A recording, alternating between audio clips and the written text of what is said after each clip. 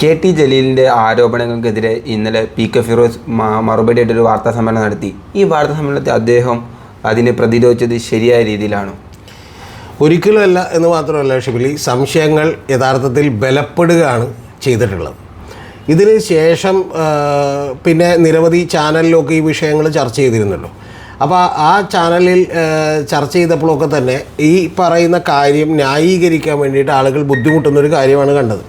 അതിൻ്റെ പ്രധാനപ്പെട്ട കാര്യം എന്ന് പറഞ്ഞാൽ ഷിബിലി അറിയേണ്ടത്, യഥാർത്ഥത്തിൽ പി.കെ. ഫിറോസ് ഇത്തരം കാര്യങ്ങൾ ചെയ്യുന്ന ഒരാളാണെങ്കിൽ പണ്ടേ അദ്ദേഹത്തിനെ IIM പോലെയുള്ള ഇന്ത്യയിലെ ഏറ്റവും വലിയ ബിസിനസ് സ്കൂളുകളിലേക്ക് വിളിച്ച് ക്ലാസ് കൊടുക്കേണ്ടതാണ്. ഇനി അവർക്ക് ചിലപ്പോൾ മലയാളം അറിയാത്തതുകൊണ്ട് ചിലപ്പോൾ ഇദ്ദേഹത്തെ പോലെ ഒരു പ്രതിഭയെ അറിയാൻ കുറച്ച് ബുദ്ധിമുട്ടായിരിക്കും.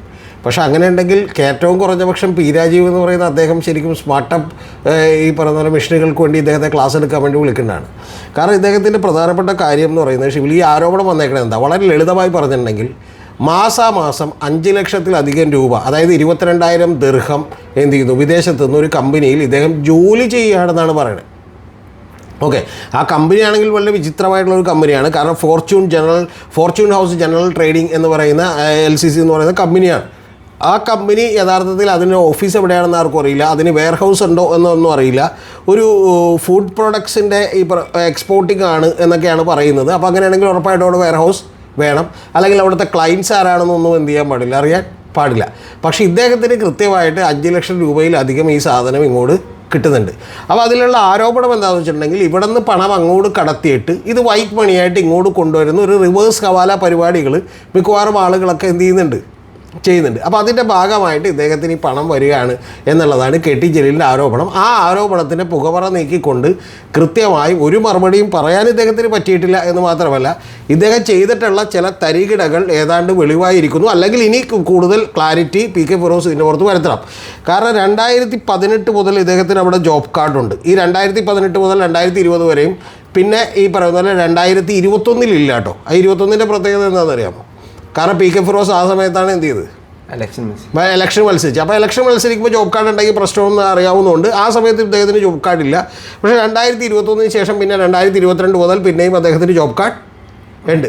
അപ്പോൾ ആ ജോബ് കാർഡ് ഉണ്ടെങ്കിൽ സ്വാഭാവികമായിട്ടും ഈ പണം ഇന്ത്യയിലേക്ക് വന്നിട്ടുണ്ടെങ്കിൽ അദ്ദേഹത്തിന് ഒന്നാമത് NRI സ്റ്റാറ്റസും ഇല്ല. NRI സ്റ്റാറ്റസ് ഉണ്ടെങ്കിൽ അദ്ദേഹത്തിന് ഇവിടെ ഇൻകം ടാക്സ് അടക്കണമെന്നില്ല. പക്ഷേ NRI സ്റ്റാറ്റസ് ഉണ്ടെങ്കിൽ എന്ത് വേണം, 182 ദിവസമെങ്കിലും വിദേശത്ത് താമസിക്കേണ്ടി വരും. ബാക്കിയുള്ള ദിവസങ്ങളിൽ മാത്രമേ ഇവിടെ നിൽക്കാൻ പറ്റുള്ളൂ. നമ്മൾ നേരത്തെ ഇന്ത്യൻ ഡയസ്പോറ എന്ന് പറയുന്ന ഒരു വീഡിയോയിൽ ഞാൻ ഡീറ്റെയിൽ ആയിട്ട് പറഞ്ഞിട്ടുണ്ട്. അതായത് എന്താണ് ഓവർസീസ് സിറ്റിസൺസ് ഓഫ് ഇന്ത്യ എന്നും എന്താണ് ഇന്ത്യൻ ഈ പറയുന്ന NRI സ്റ്റാറ്റസ് എന്നുള്ളതൊക്കെ ഞാൻ വിശദമായി പറഞ്ഞിട്ടുണ്ട്. അതുകൊണ്ട് ഞാൻ അതിലേക്ക് കിടക്കുന്നില്ല. അപ്പോൾ NRI സ്റ്റാറ്റസും ഇല്ല. കൂടാതെ ഇദ്ദേഹത്തിൻ്റെ ഏറ്റവും പ്രധാനപ്പെട്ട കാര്യം, ഇദ്ദേഹം ദരിദ്രനായിരുന്നു എന്ന് പറഞ്ഞുകൊണ്ടാണ് ഇദ്ദേഹം അഫിഡവിറ്റ് കൊടുത്തേക്കുന്നത്. എന്ന് പറഞ്ഞാൽ 2018-19 വരുമ്പോൾ ഇദ്ദേഹം കൊടുത്തേക്കുന്ന അഫിഡവിറ്റ് എന്ന് പറയുന്നത് 2017-18 ഇദ്ദേഹം കൊടുത്തേക്കുന്ന 1,76,908 രൂപയുടെ റവന്യൂ അദ്ദേഹത്തിനുള്ളൂ എന്നാണ്. പിന്നെ 2018-19 വരുമ്പോൾ 6,76,000 ഉള്ളൂ എന്നുള്ളതാണ്. പക്ഷേ അപ്പോഴൊക്കെ വലിയൊരു പ്രധാനപ്പെട്ട ചോദ്യമുണ്ട്. 2019-20 3,92,000 വരുന്ന എമൗണ്ടേ ഉള്ളൂ എന്ന് പറഞ്ഞിട്ടാണ്, അതായത് ഒരു കൊല്ലത്തെ വരുമാനം അത്രേ ഉള്ളൂ എന്ന് പറഞ്ഞാൽ കൊടുത്തേക്കണേ.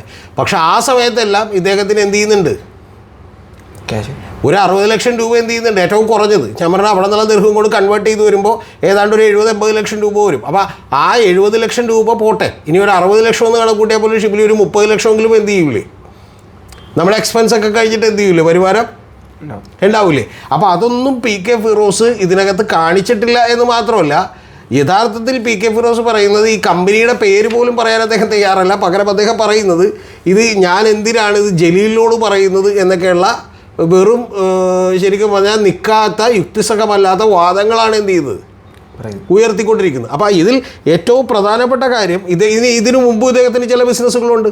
ഇപ്പോൾ ബ്ലൂഫിൻ ടൂർസ് എന്ന് പറയുന്ന ട്രാവൽസ് എന്ന് പറയുന്ന ഒരു സ്ഥാപനം അദ്ദേഹം നടത്തിയിരുന്നു. അത് മാങ്കൂട്ടത്തിനുമായിട്ട് ചേർന്നാണെന്ന് എനിക്കറിയില്ല, പേര് കേട്ടിട്ട്. പക്ഷേ രണ്ടാമത്തെ കാര്യം ഞാൻ പറയുന്നത് എന്താണെന്ന് വെച്ചിട്ടുണ്ടെങ്കിൽ, ബ്ലൂഫിൻ എന്ന് പറയുന്ന മറ്റൊരു ഈ പറയുന്ന പോലെ വില്ല പ്രൊജക്റ്റ് അദ്ദേഹം ചെയ്തിരുന്നു. അപ്പോൾ ഈ വില്ല പ്രൊജക്റ്റൊക്കെ ചെയ്യണമെങ്കിൽ ഇപ്പോൾ ഓക്കെ, ഒരു രൂപ പോലും ഇല്ലാതെ ചെയ്യാം അതൊക്കെ. കാരണം എന്ന് വെച്ചാൽ ജോയിൻറ്റ് വെഞ്ചറിൽ ഭൂമി എടുത്തിട്ടൊക്കെ എന്ത് ചെയ്യാം, വിറ്റിട്ടൊക്കെ പണ്ട് കാശ് മേടിക്കാം. പക്ഷേ അതുപോലെ ചെയ്തതാണോ, അതല്ല ഇദ്ദേഹം ഇതിനകത്ത് ഇൻവെസ്റ്റ്മെൻറ്റ് നടത്തിയിട്ടുണ്ടോ എന്നൊക്കെയുള്ളത് വലിയ സംശയമുള്ള കാര്യമാണ്. ഇതിനൊക്കെ ചില സാമ്യങ്ങളുണ്ട് കേട്ടോ. അപ്പോൾ ശ്രീനിജൻ ഒരു തവണ വൈപ്പിൽ ഇലക്ഷൻ മത്സരിക്കുമ്പോൾ കൊടുത്തിട്ടുള്ള അഫിഡവിറ്റ് എന്ന് പറയുന്നത് വളരെ വിചിത്രമാണ്. കുറച്ച് കഴിയുമ്പോഴത്തേക്കും അദ്ദേഹത്തിൻ്റെ കയ്യിലുള്ളത് റേഞ്ച് റോവറും അതുപോലെ തന്നെ ഇന്നോവയും ഒക്കെ ആണ്. ഓക്കെ, അപ്പോൾ ഇത്തരത്തിലുള്ള ചില പ്രതിഭാധനരായിട്ടുള്ള ആളുകൾ നമുക്കുണ്ട്. പിന്നെ അടുത്തൊരു കാര്യം എന്ന് പറയുന്നത് ഈ ഫോർച്യൂൺ ട്രേഡിംഗ് എന്ന് പറയുന്ന കമ്പനി ആകെ 3 സ്റ്റാഫുകളെയാണ് അവരുടെ വെബ്സൈറ്റിൽ കാണിച്ചിട്ടുള്ളത്. ആ 3 സ്റ്റാഫുകൾ എന്ന് പറയുന്നത് ജോബ് കാർഡിൽ പോലും കാണിച്ചിട്ടുള്ളത്, ഒന്ന് ഷിബിൽ അറിയേണ്ടത് സെയിൽസ് മാനേജർ, അത് പി കെ ഫിറോസാണ്. രണ്ടാമത്തത് ഈ പറയുന്ന പോലെ ഓഫീസ് മാനേജറാണ്. മൂന്നാമത്തത് പർച്ചേസിങ് മാനേജർ എന്നാണ് എഴുതിയേക്കുന്നത്. പർച്ചേസ് മാനേജർ എന്നല്ല, പർച്ചേസിങ് മാനേജർ എന്നുള്ളതാണ് അതിനകത്ത് എന്ത് ചെയ്തേക്കുന്നത്, എന്ന് പറഞ്ഞാൽ ഒട്ടും പ്രൊഫഷണൽ അല്ലാതെയാണ് കമ്പനി പോയിക്കൊണ്ടിരിക്കുന്നത് എന്നുള്ളത് നമുക്ക് മനസ്സിലാവും. പക്ഷെ അപ്പോഴൊക്കെ തന്നെ ഈ 5-5 ലക്ഷം രൂപയോളം എല്ലാ മാസവും കിട്ടുന്നുണ്ട് എന്ന് പറയുന്നത് വളരെ വളരെ വിചിത്രമായി തോന്നിയ കാര്യങ്ങളാണ്. ഞാൻ പറയുന്നത് അതുകൊണ്ടാണ് ഷിബിലിയോട് പറഞ്ഞത്. ഇപ്പം ലല്ലു പ്രസാദ് യാദവ് യഥാർത്ഥത്തിൽ ഇന്ത്യയുടെ റെയിൽവേ മന്ത്രി ആയിരുന്നപ്പോൾ അദ്ദേഹത്തെ IEM-ലേക്ക് വിളിച്ചൊരു പ്രഭാഷണം നടത്തിയിരുന്നു. കാരണം എന്ന് വെച്ചാൽ വെറും 1 കൊല്ലം കൊണ്ട് അദ്ദേഹം ഇന്ത്യൻ റെയിൽവേയെ വർക്കിംഗ് പ്രോഫിറ്റിലേക്ക്, ലാഭത്തിലേക്ക് എന്ത് ചെയ്തായിരുന്നു, എത്തിച്ചിരുന്നു. കാരണം എന്ന് വെച്ചാൽ അതിനുള്ള മിടുക്ക് അദ്ദേഹത്തിനുണ്ട് എന്നുള്ളതുകൊണ്ടാണ്. അങ്ങനെ IIM പോലെയുള്ള ഇന്ത്യയിലെ വലിയ പ്രമുഖമായ സ്ഥാപനങ്ങളിൽ, ശരിക്കും വാട്ടൺ ബി സ്കൂളിലോ ഹാർവാർഡ് പോലെയുള്ള, ഓക്സ്ഫോർഡ് പോലെയുള്ള UK-ലുള്ള വലിയ ബി സ്കൂളുകളിലൊക്കെ തന്നെ, ബിസിനസ് സ്കൂളുകളിലൊക്കെ തന്നെ ഈ നമ്മുടെ പ്രിയങ്കരനായിട്ടുള്ള പി കെ ഫിറോസിനെ എന്ത് ചെയ്യേണ്ടതാണ്, കൊണ്ടുപോകേണ്ടതാണ്. കാരണം വളരെ അത്ഭുതകരമായ നേട്ടങ്ങളുടെ ഒരു പട്ടികയാണ് അദ്ദേഹം പുറത്തേക്ക് വിട്ടേക്കുന്നത്. ഇനി ഇതെല്ലാം കൂടാതെ ഇദ്ദേഹത്തിന് ഇവിടെ 2 മറ്റേ എമ്മി ചിക്കൻ, നിങ്ങൾക്കൊക്കെ വളരെ കൃത്യമായിട്ട് അറിയാവുന്ന എമ്മി ചിക്കൻ എന്നുണ്ട്, ഫ്രാഞ്ചൈസി ഉണ്ട്. നമ്മൾ കഴിഞ്ഞ ദിവസങ്ങളിലൊക്കെ യാത്ര ചെയ്തപ്പോൾ കണ്ടിരുന്നല്ലോ എമ്മി ചിക്കൻ്റെ ഫ്രാഞ്ചൈസി. ഒന്ന് എവിടെയാണ് ഉള്ളതെന്ന് അറിയാമോ? ഒന്ന് കാലിക്കറ്റിലുള്ള എലൈറ്റ് മാളിനകത്താണ്, ഹൈലൈറ്റ് മാളിനകത്താണ്. ഈ ഹൈലൈറ്റ് മാളിനകത്ത് എന്ന് പറഞ്ഞിട്ടുണ്ടെങ്കിൽ അത്യാവശ്യം നല്ല ഇൻവെസ്റ്റ്മെൻറ്റ് കൊടുത്തിട്ട് എന്ത് ചെയ്യാൻ പറ്റും. അത് മാത്രമല്ല അത് ഫ്രാഞ്ചൈസി എടുക്കുന്നതാണ്. അപ്പോൾ ഫ്രാഞ്ചൈസി ഫീസ് അടക്കം പല കാര്യങ്ങളും കൊടുത്തിട്ടാണ്. പിന്നെ പാലക്കാടുള്ളത് കൊപ്പത്തുമൊക്കെയാണ്. അപ്പോൾ ഇതിനൊക്കെ ഇൻവെസ്റ്റ് ചെയ്യാനുള്ള പണം അത്രയൊന്നും സമ്പന്നനല്ലാത്ത ഈ പി കെ ഫിറോസിന് എവിടെ നിന്ന് കിട്ടി എന്നുള്ളതാണ് ഏറ്റവും പ്രധാനപ്പെട്ട വലിയ ചോദ്യം. അതിന് കെ ടി ജലീൽ ഉത്തരം പറഞ്ഞിട്ടുണ്ട് കേട്ടോ. എന്താണ് കെ ടി ജലീൽ പറഞ്ഞേക്കണെന്ന് വെച്ചാൽ, ഈ കത്വ ഉന്നാവോ ഫണ്ടൊക്കെ ഉണ്ട്. ആ കത്വ ഉന്നാവോ ഫണ്ടുമായി ബന്ധപ്പെട്ടൊക്കെ തന്നെ ഒരു ധോത്തി ചലഞ്ച് നടത്തിയിരുന്നു. ഈ ധോത്തി ചലഞ്ച് എന്ന് പറഞ്ഞാൽ 2,72,000 ധോത്തികളാണ് മേടിച്ചത്, മുണ്ട്.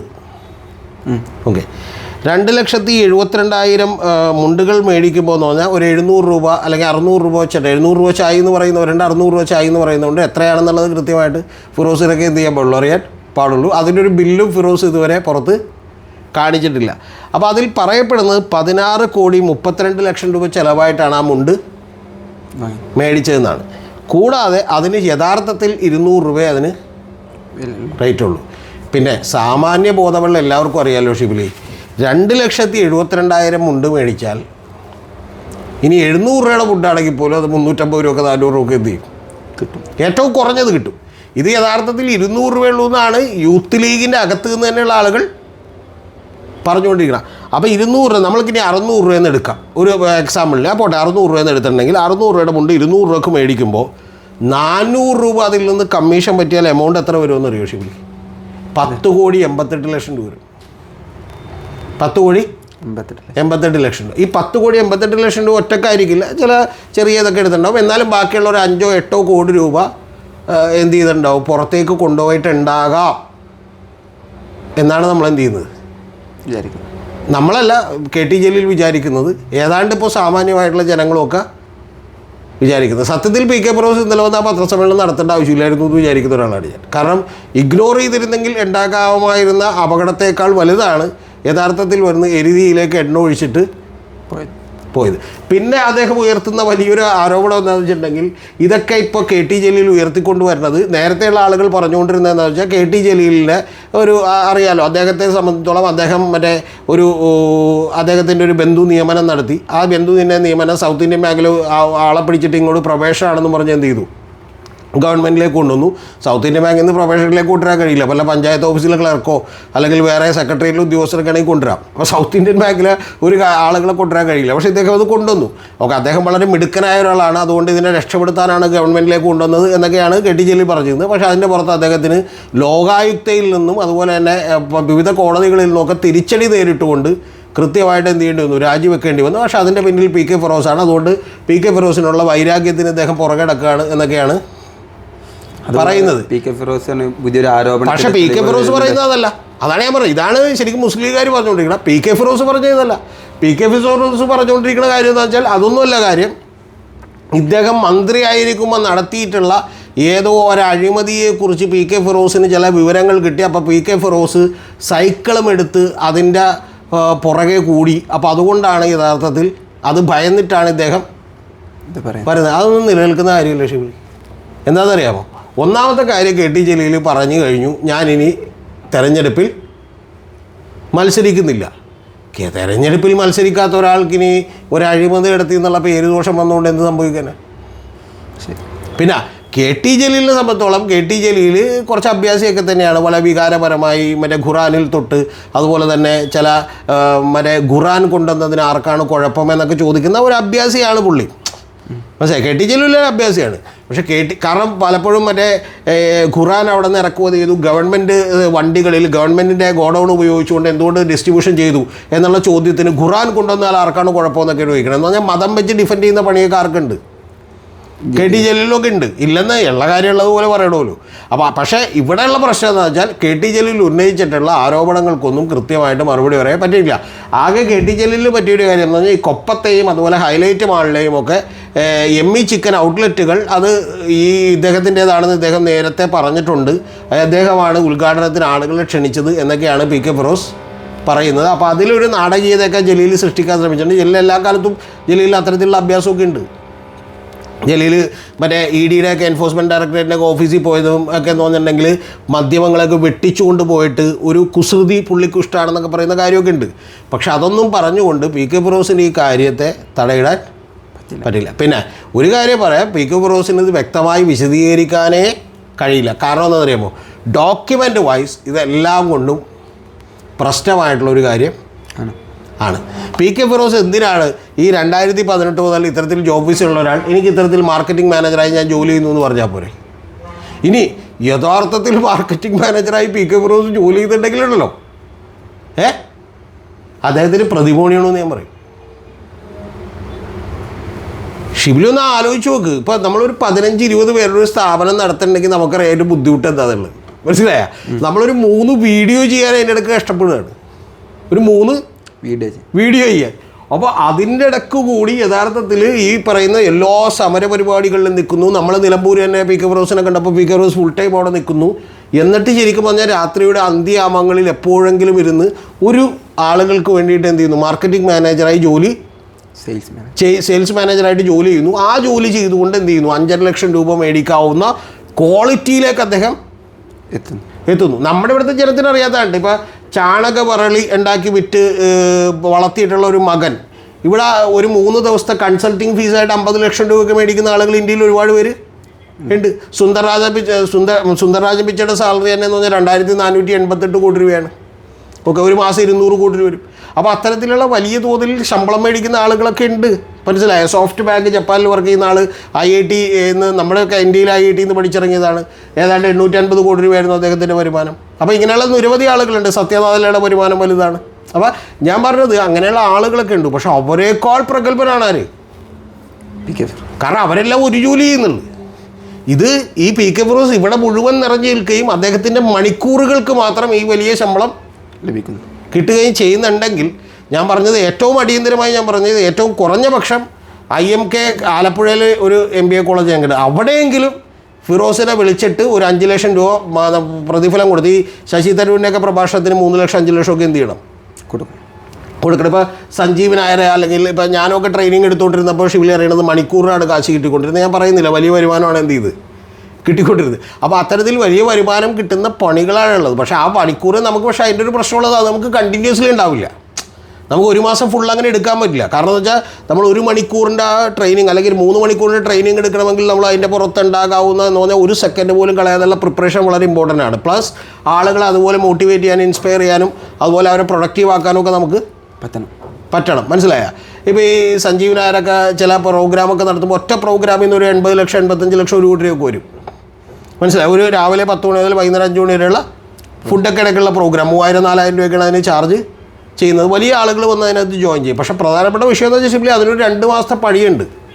അതായത് അത് എന്ത് ചെയ്യണം? പ്രസൻറ്റ് ചെയ്യണം, അത് മാർക്കറ്റിംഗ് ഇതുണ്ടാക്കണം, അത് സോഷ്യൽ മീഡിയയിൽ പ്രചരിപ്പിക്കണം, എന്നിട്ട് രജിസ്ട്രേഷൻ എടുക്കണം. അങ്ങനെ ആളുകൾ വന്ന് പണം അടക്കണം. അല്ലെങ്കിൽ ഇപ്പോൾ ശശി തരൂരിനെയൊക്കെ പോലെയൊക്കെ റിനൗണ്ട് ആയിട്ടുള്ള ഒരു പേഴ്സണാലിറ്റി ആയിരിക്കണം. ഇപ്പോൾ വിദേശത്തൊക്കെ ശശി തരൂർ വിളിച്ചിട്ടുണ്ടെങ്കിൽ അയാൾക്ക് 10 ലക്ഷം 20 ലക്ഷം ഒക്കെ കിട്ടാൻ ഒരു ബുദ്ധിമുട്ടില്ല ഒരൊറ്റ സ്പീച്ചിന്, മനസ്സിലായോ? ഈ ഇന്ത്യയിലൊക്കെ ആണെങ്കിൽ ഒരു 3 ലക്ഷമൊക്കെ എന്ത് ചെയ്യും കിട്ടും. പക്ഷെ അവർക്ക് പോലും ഇത് എല്ലാ മാസവും കൃത്യമായിട്ട് എന്ത് ചെയ്യുന്നില്ല, കിട്ടുന്നു, സ്റ്റേബിളായിട്ടുള്ള വരുമാനമല്ല.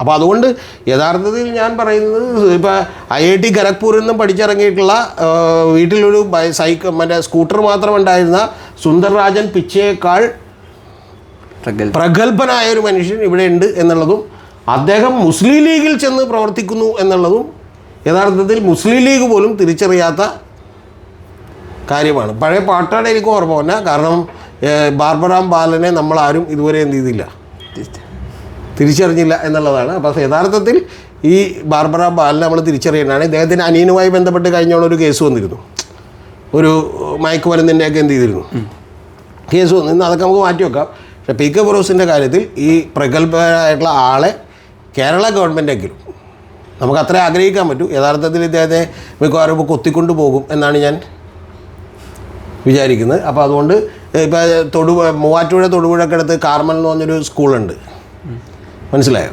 അവിടെ ഈ 3 Idiotsൻ്റെ ഒക്കെ എഴുതിയിട്ടുള്ള മറ്റേ റൈറ്റർ ഉണ്ടല്ലോ, IIMലും IITയിലും പഠിച്ച ആളാണ്. അപ്പോൾ അദ്ദേഹത്തെ ഒരു ദിവസം ഒരു തവണ കൊണ്ടുവരുന്നതിന് അവർ മുടക്കിയത് 6 ലക്ഷം രൂപയാണ് ഇതായിട്ട് കൊടുത്തത്. ഒരു 10 ലക്ഷം രൂപ ടോട്ടൽ ചിലവ് വന്നിട്ടുണ്ട്. എന്താണെന്ന് വെച്ചാൽ ഫ്ലൈറ്റ് ടിക്കറ്റും ബാക്കി സ്റ്റേയും എല്ലാം കൂടിയിട്ട്. മനസ്സിലായി? മനു അഭിഷേക് സിംഗ് ഒരു കേസ് വാദിക്കാൻ വേണ്ടി എറണാകുളത്ത് വന്നപ്പോൾ ഏതാണ്ട് അദ്ദേഹത്തിന് ഇനി ലീഗലി എത്ര കൊടുത്തു എന്ന് എനിക്കറിയില്ല, 1 കോടി രൂപയിലധികമാണ് പ്രതിഫലം കൊടുത്തത്. 68,000 രൂപ എന്ത് ചെയ്തിരുന്നു ഈ താജിൽ അദ്ദേഹത്തിൻ്റെ എക്സ്പെൻസ് മാത്രം വന്നിരുന്നു. അപ്പോൾ അതുപോലെയുള്ള സത്യത്തിൽ പ്രഗത്ഭരായിട്ടുള്ള ആളുകൾ കേരളത്തിൽ കുറവാണ്. ഇനിയും നിങ്ങൾ അംഗീകരിക്കാൻ മടിക്കരുത്. എനിക്ക് PK ഫിറോസിനെ ഇപ്പോഴും വിശ്വാസമാണ്. PK ഫിറോസ് ഇതിനകത്ത് ഒരിക്കലും ഒരു പരിഹാസമായിട്ട് തോന്നരുത് എന്നാണ് എനിക്ക് പറയാനുള്ളത്. അദ്ദേഹത്തിന് പിണക്കം തോന്നരുത്. അദ്ദേഹത്തോട് എനിക്ക് സ്നേഹം തന്നെയാണ്, വിശ്വാസവും തന്നെയാണ്. അദ്ദേഹം പക്ഷേ കൂടുതൽ ക്ലാരിറ്റിയുള്ള കാര്യങ്ങളുമായി മുന്നോട്ട് വരണം.